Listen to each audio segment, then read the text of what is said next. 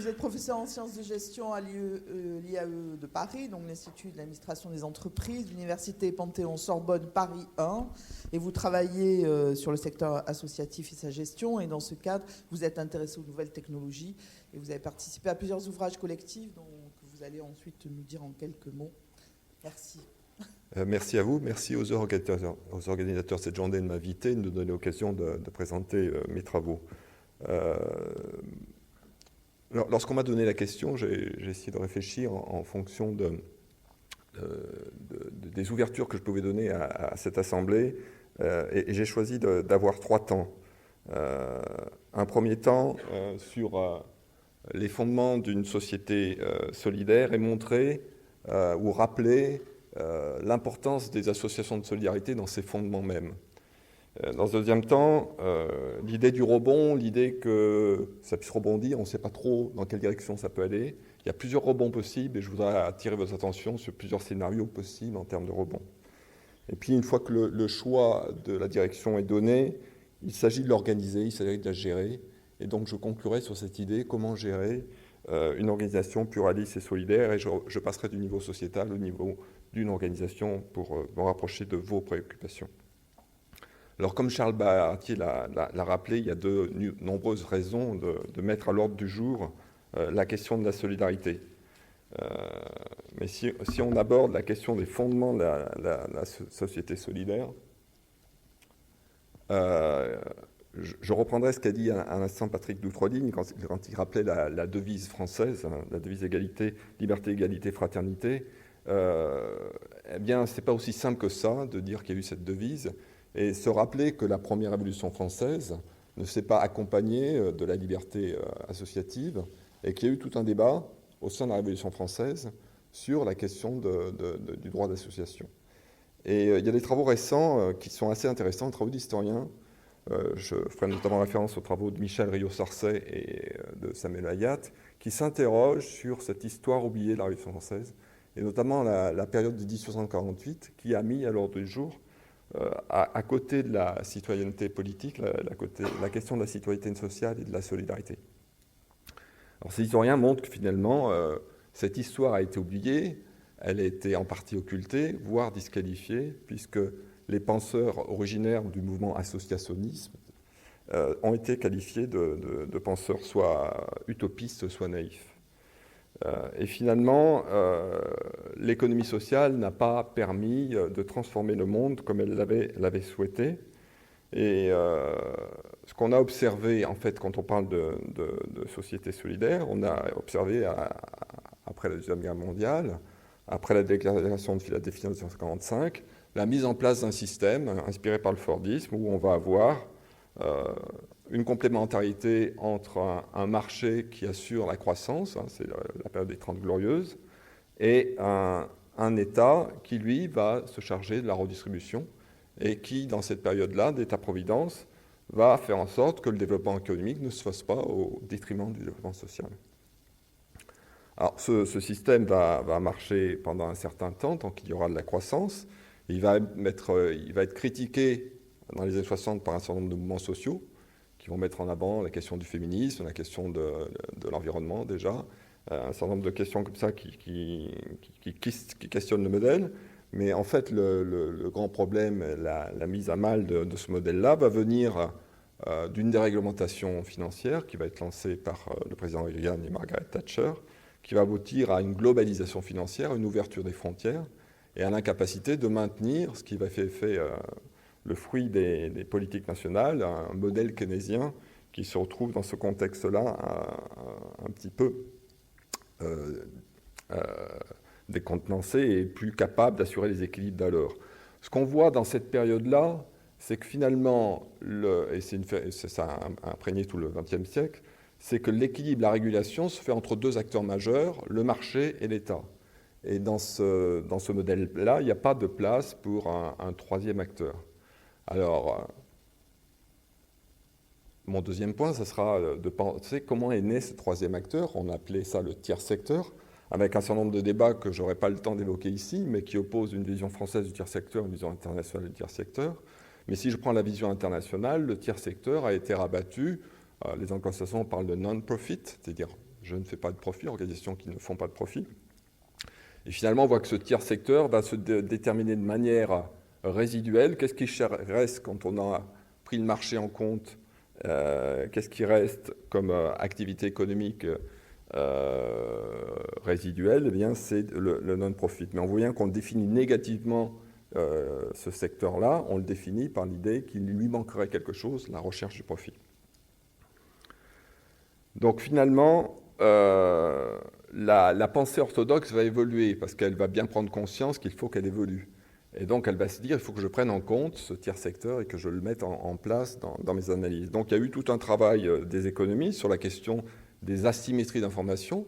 C'est dire que sur certains marchés, ils ont dit le secteur associatif est plutôt sur certains marchés, par exemple le marché de services à la personne. Sur ces marchés-là, il y a une asymétrie d'information. Le système de prix ne peut pas régler parfaitement le contrat qui va être établi entre les acteurs. Et donc, sur ces marchés-là, on a besoin d'organisations qui acceptent de ne pas faire de profit, qui vont envoyer ce signal au marché. Vous voyez qu'on reste dans cette explication du tiers secteur avec un modèle dominant qui est celui de la pensée de l'économie de marché. Alors, un deuxième courant qui va apparaître avec un prix Nobel qui va être donné en 2009 à Elinor Ostrom, qui elle aussi va dire le marché et l'État ne résument pas la question de la régulation de nos sociétés. Et qui va, son point de départ, va dire entre des biens publics et des biens privés, il y a trop biens, je vais qualifier de biens communs, qui appartiennent au registre de l'auto-organisation, qui appartiennent au registre de la solidarité, et qui créent un espace nouveau entre l'espace tenu par le domaine public et l'espace des acteurs engagés dans l'économie de marché. Un troisième modèle que je signalerai, c'est celui qui se qualifie d'économie solidaire et qui, lui, entend reprendre racine dans le mouvement associationniste du XIXe siècle et se dire que la solidarité peut se traduire par de nouvelles formes économiques. Et là, je renvoie à ces choses que vous connaissez déjà, hein, le commerce équitable ou ce qu'a dit Patrick Douteligne, les circuits courts, les monnaies solidaires, un certain nombre de choses qui sont inscrites dès le départ dans un projet économique, mais dont la vocation, c'est une vocation de transformation sociale et de s'engager sur l'économie pour en modifier les rouages. Donc on voit bien que finalement le XXe siècle démarre avec cette idée que la situation d'une société solidaire ne peut pas se penser que par le marché, par l'État. Et se pose la question maintenant des politiques publiques. Si on fait ce constat, et on l'a fait en France en juillet 2014 avec cette loi cadre sur l'économie sociale et solidaire, si on fait le constat qu'il y a un autre secteur qui existe, il faut que les politiques publiques en tiennent compte. Alors, là-dessus, moi, je vous renvoie à un ouvrage que je trouve très intéressant parce qu'il permet de sortir de l'espace franco-français. C'est un livre qui a été dirigé par Raphaël Chavès et Françoise de Moustier, qui est en bilingue, en anglais-français, et dont le titre est « L'émergence de l'économie sociale dans les politiques publiques ». Alors, il montre d'abord qu'il se passe beaucoup de choses dans le monde et que la France n'est pas forcément en avance sur l'idée des politiques publiques vis-à-vis de ce secteur solidaire. Et que, deuxième point que montre cet ouvrage, qui est un ouvrage international dans lequel beaucoup de chercheurs ont participé, c'est que ces politiques publiques sont totalement déterminées par la capacité de chaque espace national à qualifier l'objet de la politique publique. Et là, on voit que les différents cadres théoriques que je vous ai donnés, il y en a encore d'autres, vont déterminer des politiques publiques de nature différente. Et ça, c'est particulièrement important, puisque comment qualifier l'économie? Alors, ce que montre un autre auteur qui est très intéressant selon moi, c'est Karl Polanyi, qui dit qu'il y a un sophisme économiste à réduire l'économie à l'économie de marché. Et par un travail historique, il a montré que le marché est une création qui est datée, qui n'est pas là dès les origines de l'organisation du monde, et qu'à côté de cette logique d'échange et de marché, existent des logiques qui sont économiques, et qui sont des logiques de réciprocité, qui sont des logiques de redistribution, qui sont des logiques domestiques. Et donc on voit que s'il faut repenser les politiques publiques en tenant compte de ce tiers secteur qu'il faut qualifier, il faut aussi avoir l'idée de requalifier la définition de l'économie et de l'élargir pour permettre de rendre visible ce qui est invisible. L'économie domestique est invisible parce qu'elle n'est souvent pas monétarisée. Si on est dans l'économie populaire, là encore, on va être qualifié d'une économie informelle, donc on échappe à la visibilité.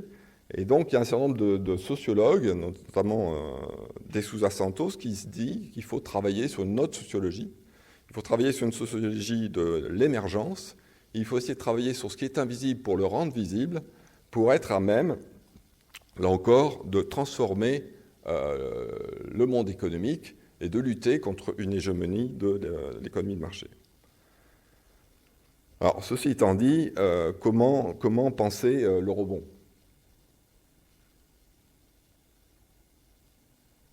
Alors, j'en évoquerai 3 qui sont déjà en cours, hein, et on envisagera le choix sur ces 3 scénarios. Le premier, on peut le qualifier de moralisation du capitalisme. Le capitalisme a évolué, tout à l'heure on a parlé d'économie collaborative, on peut parler d'économie d'entrepreneuriat social, de social business, de big society, et un certain nombre de concepts qui naissent à l'intérieur de cette économie de marché, pour essayer de dire que le capitalisme est en train de se transformer, qu'il a pris en compte les données sociales, les données environnementales, et qu'il est capable de s'adapter aux nouvelles contraintes. Donc on voit apparaître à la marge de l'économie de marché un certain nombre d'acteurs dits entrepreneurs sociaux qui vont rajouter à la logique de recherche de profit une deuxième logique, c'est la logique dite sociale ou RSE, avec l'idée qu'on pourrait articuler ces deux logiques de manière harmonieuse. Alors là, il y a un professeur qui s'appelle le professeur Younous qui travaille beaucoup là-dessus, cette idée comment le marché est capable de se revoir, de se corriger et d'entrer dans un mouvement dit philanthropique. Alors, on voit bien le problème qui est là, hein. Le problème, c'est que finalement, avec cette option-là, on essaie de corriger des externalités, on appelle ça des externalités négatives, à l'intérieur d'un système qui en produit. C'est-à-dire qu'on produit des externalités négatives et un certain nombre d'autres acteurs sont là pour les corriger. Donc on voit bien que le capitalisme, même avec cette proposition d'entrepreneur social, n'est pas lui-même en capacité de se corriger nativement à l'origine sur son mode d'organisation. Alors, de là, un certain nombre de critiques sur l'idée que finalement, ça serait impossible de penser, parce que derrière tout ça, il y a l'idée qu'il y a l'autonomie qui est en jeu, que les acteurs entrepreneurs sociaux n'ont pas besoin de l'État ni du support des finances publiques. Et donc, il y aurait une indépendance acquise du marché par rapport à l'État.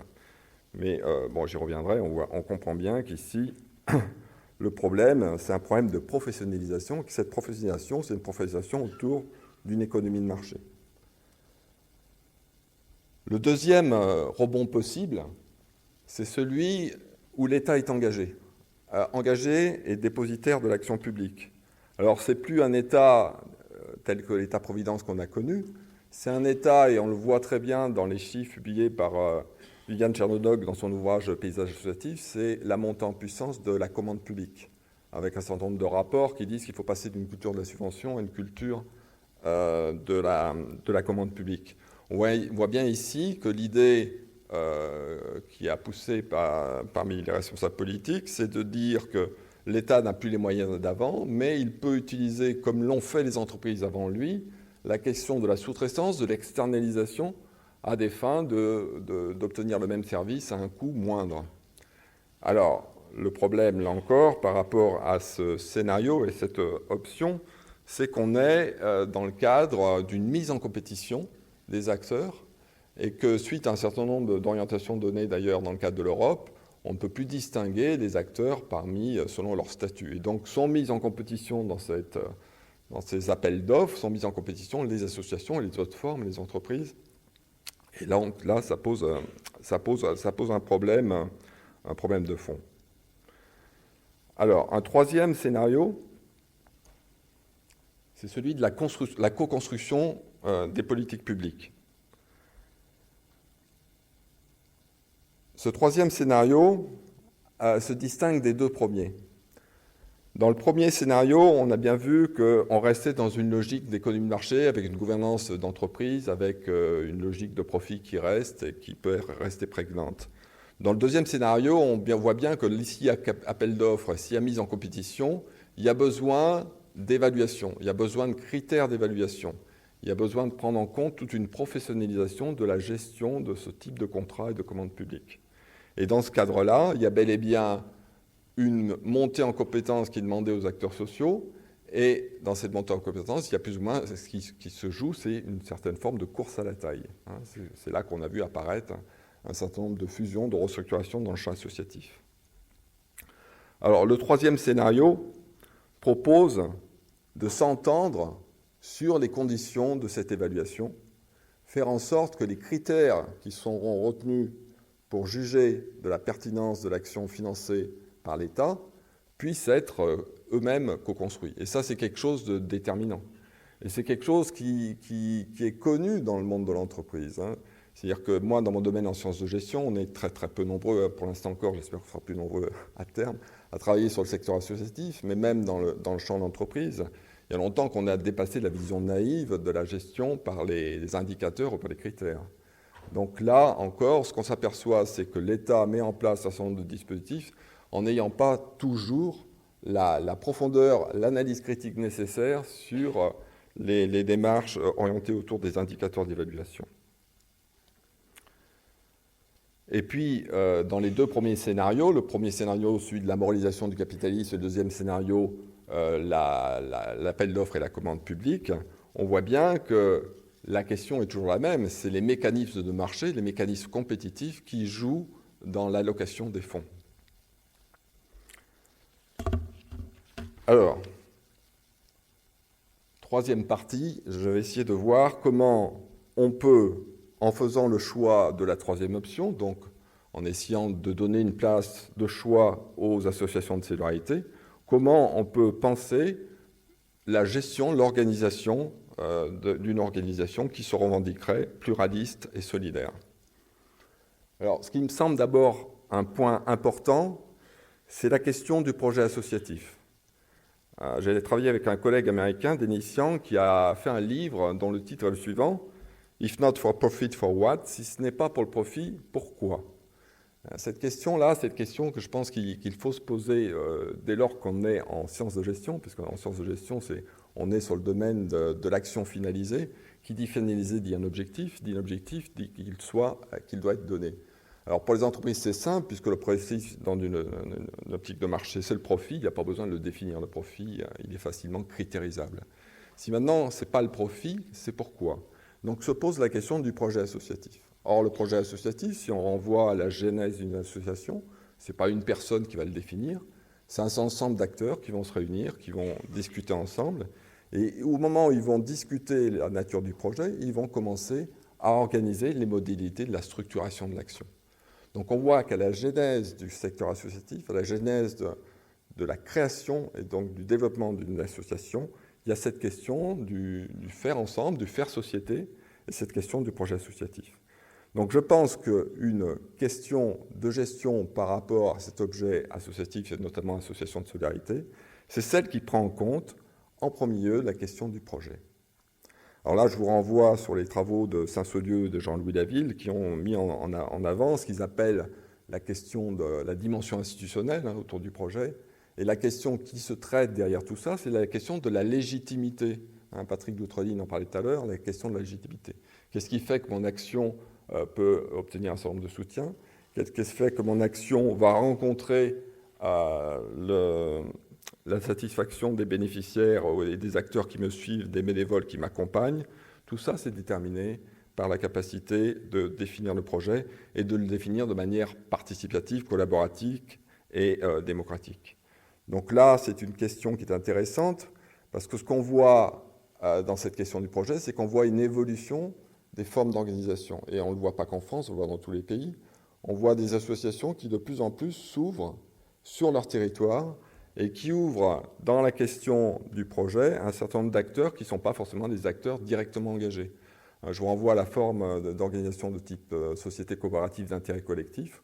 On voit bien que la question qui se pose, c'est celle d'une gouvernance élargie à des acteurs du territoire, à des acteurs impliqués, et que donc cette région du projet, elle dépasse les frontières de l'organisation. Alors, deuxième point sur lequel je voudrais intervenir, c'est une fois qu'on a défini le projet associatif, comment on s'organise autour de ça, comment on se structure, comment on pense la question de la gestion. Eh bien, si on prend la définition de Jean-Louis Léville qui dit que la gouvernance, c'est l'alignement du fonctionnement de l'organisation sur le projet associatif, on voit ici que le projet associatif n'est pas donné une fois pour toutes. Le projet associatif dans les associations, ça évolue. Ça évolue avec le contexte, ça évolue aussi avec les membres qui portent le projet. Et que donc, poser la question de l'adéquation de la gouvernance au projet, ça veut dire que cette gouvernance, elle peut évoluer. Ça veut dire que cette gouvernance, elle n'est pas figée. Ça veut dire que cette gouvernance, elle n'est pas donnée a priori.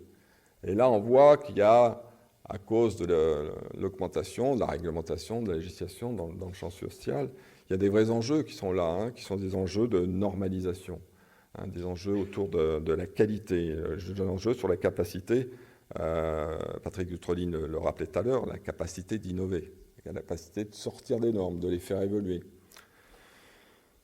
Donc, face à ça, la question de l'organisation débouche sur autre chose, selon moi. C'est-à-dire que poser le projet, adapter le fonctionnement au projet, évoluer en termes de gouvernance en fonction de l'évolution du projet, c'est pas forcément facile à faire, c'est pas forcément... on ne peut pas faire des journées qui rassemblent tout le monde souvent. C'est quelque chose qui va échapper à celui qui prend tous les jours des décisions. Tous les jours, il faut prendre des décisions dans une organisation pluraliste et solidaire. Et donc, se pose le problème du quotidien. Comment au quotidien, je convoque le projet? Comment au quotidien, je suis capable de penser la modularité de ma gouvernance? Et là, c'est un effort à faire. C'est un effort à faire et c'est aussi une question de fond. Et c'est là que je rajoute un élément. Je vous ai parlé du projet, ensuite je vais parler de l'organisation, je vais rajouter le projet, le problème de l'action. Et là, il y a un auteur qui est assez intéressant, qui s'appelle John Dewey, qui a fait un livre sur ce qu'il appelle la théorie de l'enquête sociale. Et dans la théorie de l'enquête sociale, il dit que des collectifs organisés peuvent travailler de manière démocratique, si tant est qu'ils partagent les problèmes qui sont les leurs, et que ces problèmes, il faut d'abord les analyser, qu'il y a un travail de connaissance à faire, et que ce problème de connaissance est un problème de connaissance partagée. Et donc, il fait référence aux sciences dures. Il dit, dans les sciences dures, il y a tout un modèle expérimental, on fait l'analyse des faits. Mais il dit, dans le champ social, c'est un peu différent, parce que quand on va faire ce travail d'analyse des faits, partage de connaissances partagées sur notre environnement, les problèmes qui s'y posent, on va s'apercevoir qu'on peut inverser les causalités. Et donc, on voit bien que dans cette théorie de l'enquête sociale, il y a aussi ce qui peut être la source de l'engagement, la force de l'engagement, c'est la capacité d'un certain nombre d'acteurs associatifs, en partageant les connaissances qu'ils ont autour d'une question particulière rattachée à leur activité, leur action quotidienne, la capacité eux-mêmes d'évoluer dans leur expérience et de faire croître leur compréhension, voire même l'évolution du projet. Donc on voit bien que ces trois éléments qui, selon moi, caractérisent la gouvernance d'une organisation, le projet, la structuration et l'action, doivent être vus ensemble. Alors, pour conclure, merci, je conclurai sur 3 points qui me semblent importants. Alors, le premier point, c'est au travers de ce que je vous ai dit, si je vous dis qu'il ne fallait pas ne voir que le marché, et d'ailleurs l'ensemble des théories avaient évolué là-dessus pour dire qu'il n'y avait pas que du marché, qu'il n'y avait pas que des organisations cherchant le profit, mais qu'il y en avait d'autres, qu'elles étaient aussi engagées dans l'économie. Si on se dit qu'il faut promouvoir un troisième scénario, un scénario pluraliste, on se dit qu'il faut rentrer dans une économie dite plurielle, eh bien, il faut aussi promouvoir ce qu'on appelle la sociodiversité, la capacité d'avoir différentes formes d'organisation. Je vous parlais de différentes formes de gouvernance, différentes formes de penser la gestion. Ça, c'est déterminant dans la capacité, sur le plan économique, de nos sociétés à être résilientes et à s'orienter vers des questions de solidarité. Et ne pas avoir un seul modèle, le modèle de l'entreprise marchande, qui tend de manière hégémonique à se répandre et à s'imposer aux acteurs sociaux. Donc ça, c'est le premier point. Et je pense qu'à l'instar de la réflexion en écologie, où on a bien compris les dangers de la monoculture et la nécessité de la biodiversité, il faut que nous, sur le plan social, on prenne conscience de cette nécessité de la sociodiversité. Deuxième point sur lequel il me semble nécessaire d'insister, mais là j'en dirai peu de mots puisque Yannick Blanc va longuement développer cette question, c'est la question de l'innovation sociale. Je pense qu'il faut laisser une place à l'innovation sociale, et cette place à l'innovation sociale doit être laissée en amont aux acteurs sociaux. C'est-à-dire que ce qu'on a assisté avec le passage de la subvention à la commande publique, c'est que l'innovation sociale a en quelque sorte été mise en boîte, avec un impératif d'innover pour innover, et innover plus ou moins sur un cahier des charges qui est plus ou moins donné. Je pense qu'il faut redonner aux acteurs associatifs ce pouvoir d'innover, et ça peut se faire par des politiques construites, ça peut se faire de la part de la coévaluation, et ça peut se faire aussi, comme le rappelait Patrick de Toiline, par un certain nombre d'acteurs qui disent non, nous, on est dans une démarche qui veut être co-construite, on veut s'engager là-dessus, et un certain nombre d'organisations y arrivent. Je vous ai donné tout à l'heure un peu de bibliographie, vous verrez qu'il y a pas mal d'exemples qui témoignent de cette capacité à faire cela. Troisième point, et le point sur lequel je voudrais conclure, c'est que l'idée, il y a pas mal d'auteurs qui ont travaillé dans ce qu'on appelle les économistes hétérodoxes sur l'idée d'une autre économie. Et pour l'instant, il n'y a pas eu vraiment de réflexion sur la gestion de cette autre économie. Donc moi, ce que j'entends faire, un certain nombre de collègues, c'est d'avoir cette réflexion sur quelle est cette autre gestion qui est en capacité de répondre à une autre économie. Quelles sont les méthodes, les moyens, les outils, les concepts qu'on peut utiliser pour pratiquer une gestion solidaire. On parle parfois de gestion sociale, on parle assez rarement de gestion solidaire. Et s'il y a une économie plurielle, il doit y avoir une gestion plurielle. Donc la question est là, selon moi. Et selon moi, ce n'est pas quelque chose qui serait un sous-espace de la gestion des entreprises. C'est quelque chose qui est bien plus large, parce que finalement, la gestion des entreprises, on peut la faire en se cantonnant au périmètre de l'organisation, en organisant la recherche du profit interne de l'organisation. On voit bien que quand on travaille sur la solidarité, on ne peut pas s'enfermer aux frontières de son... On est, dès le départ, dans une réflexion de gestion qui est plus large. Et on voit que cette réflexion de gestion plus large peut déboucher sur un concept qui est encore à définir, de gestion durable. Qu'est-ce qui fait qu'un management de gestion peut être fait sur la longueur? Et là encore, je pense que le retour peut être fait vers la gestion d'entreprise, qui trop souvent est facteur de stress, est facteur d'exclusion et facteur de souffrance. Voilà, vous voyez que les chantiers sont nombreux et qu'il y a beaucoup à faire sur ces aspects. Je voudrais conclure en vous donnant 3 références théoriques sur lesquelles je me suis appuyé pour construire cette présentation. Le premier a été dirigé par Jean-Louis Aville et Anne Salmon. C'est un ouvrage très volumineux, qui est un ouvrage collectif, qui est intéressant parce qu'à la fois vous avez dans cet ouvrage des paroles de chercheurs et des paroles d'acteurs de terrain.